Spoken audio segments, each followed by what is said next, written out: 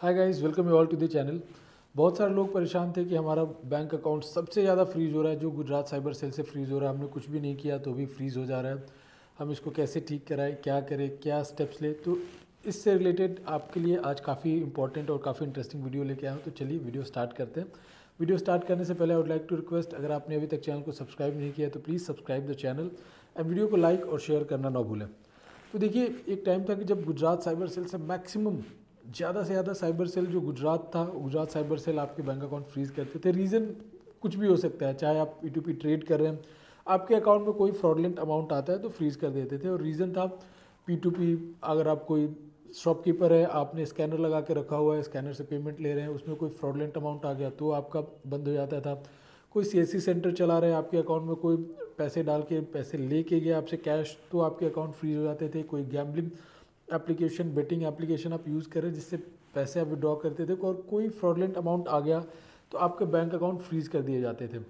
But आज की date में देखिए, गुजरात साइबर सेल में दो स्टेप्स होता है। फर्स्ट, जो लोकल पुलिस स्टेशन से कंप्लेंट होता है वो एक्चुअली फिर उसके बाद आपको अप्रोच करना पड़ता है CID ऑफिस।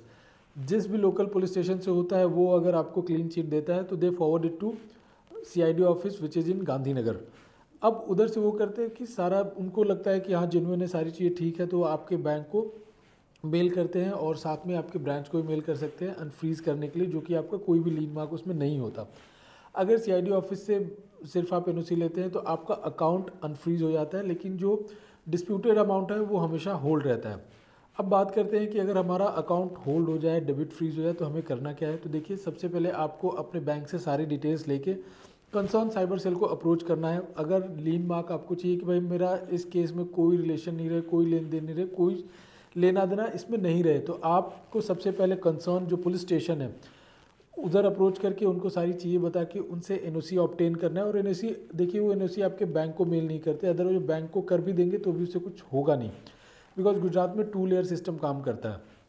तो आपको वो मेल करेंगे CID ऑफिस जो कि गांधीनगर में है। गांधीनगर उसको देखेगा कि हाँ सब चीज़ें ठीक है, इसमें कोई प्रॉब्लम नहीं है, उसमें मल्टीपल कंप्लेंट्स तो नहीं है, तो वो NOC फिर रिलीज़ करते हैं आपके बैंक के नोडल के लिए और आपके ब्रांच को भी दे मेल इट। तो ये सारी चीज़ें हैं जब आपका बैंक अकाउंट अगर गुजरात साइबर सेल से फ्रीज हो जाता है। बट आपके लिए एक सबसे इंपॉर्टेंट चीज़ ये बताने जा रहा हूँ, गुजरात साइबर सेल आज के डेट में अकाउंट कोई भी फ्रीज नहीं कर रहा अगर थर्ड लेयर के ऊपर है तो।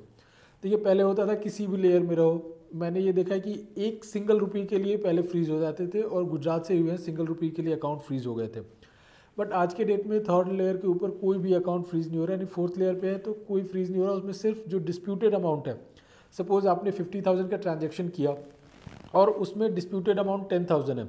डिस्प्यूटेड अमाउंट कभी भी जो ट्रांजैक्शन अमाउंट होता है उससे बड़ा नहीं हो सकता। यानी अगर आपने 50,000 का ट्रांजैक्शन किया है तो disputed amount can be less than 50,000, यानी वो 10,000 हो सकते हैं, 5,000, 1 रुपी या 49,000, वो it can be anything, but not greater than 50,000। 50,000 से ज़्यादा डिस्प्यूटेड अमाउंट नहीं हो सकता, वो 50,000 के इक्विवेलेंट हो सकता है, यानी 50,000 डिस्प्यूटेड अमाउंट आपका हो सकता है। तो क्या करते हैं कि जो भी डिस्प्यूटेड अमाउंट है उस पर होल्ड करके रेस्ट आपका अकाउंट फंक्शन करने देते हैं, बिकॉज बहुत सारे हाई कोर्ट्स के जजमेंट आए इसमें, जिसके वजह से ये चेंजेस हुआ बाद में। एंड साइबर क्राइम जो है इंडिया में काफ़ी नया है, साइबर लॉज इसमें काफ़ी नए, ये नेसेसन स्टेज पे है, जिसकी वजह से ये भी एक ट्रायल एंड एरर का मेथड यूज़ कर रहे हैं, जिसको कि अब थर्ड लेयर के ऊपर वो कोई भी अकाउंट फ्रीज नहीं करते और उसे लीन मार्क लगा के छोड़ देते हैं। रेस्ट थर्ड, सेकेंड, फर्स्ट ये है तो इस पर डेबिट फ्रीज करके वो प्रोसीड करते हैं, ये पूरा अकाउंट आपका फ्रीज कर देते हैं। फिर भी आपको लगता है कि आपने कोई फ्रॉडलेंट एक्टिविटी नहीं किया तो फिर then also you can approach third, second, जो भी लेयर में आपका अकाउंट है। इफ़ दे फील कि you are genuine, they will release the account and आपका अमाउंट भी रिलीज़ कर सकते हैं। तो ये चीज़ जरूर ध्यान दें कि साइबर सेल गुजरात आज के डेट में थर्ड लेयर के ऊपर कोई भी अकाउंट फ्रीज नहीं कर रहा, उसके नीचे जो भी लेयर है थर्ड, सेकेंड, फर्स्ट, वो फ्रीज हो रहे हैं, और वो भी अकाउंट अनफ्रीज हो रहे हैं अगर आप जेन्युइन है, सारी चीज़ें ठीक है, आप किसी फ्रॉडलेंट एक्टिविटी में इन्वॉल्व नहीं है तो आई होप ये वीडियो आपके लिए काफ़ी इन्फॉर्मेटिव हुआ होगा। इस वीडियो से रिलेटेड अगर कोई भी डाउट है तो आप कमेंट सेक्शन में पूछ सकते हैं। अगर आप अपने अकाउंट नहीं अनफ्रीज करा पा रहे हैं तो आप दिए हुए नंबर पर कॉल करके आप हमसे हेल्प ले सकते हैं। Will definitely try to help you out. Thank you for watching.